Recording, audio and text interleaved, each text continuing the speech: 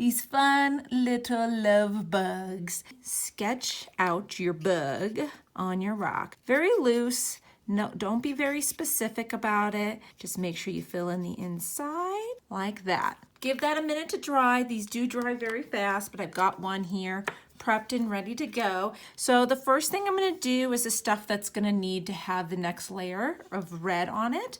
So I'm going to start by drawing my tops of my little antennas here. Now, don't worry because you're filling it in. Just try to get the outside edge of your heart the way you want it. If the inside has too much black, that's okay because you're going to be filling it in anyways. Now a nice little smile, of course, for our bug.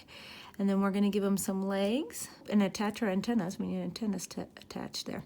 Now we're going to work our way around our edge doing zigzags. You do not have to be overly perfect with this. Kind of the sketchier look turns out just fine. If you want to be very specific about it, you can. But I just kind of zigzag and I let the streaks that I created guide me around. When you have a rough spot, just use extra light touch. That will help you from splattering. I also turn my pen slightly to the side. If it's a rough spot, that helps too.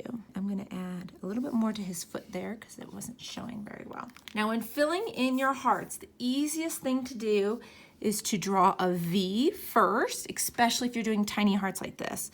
And then you can kind of dot in the tips and then pull it down to the center. You see that?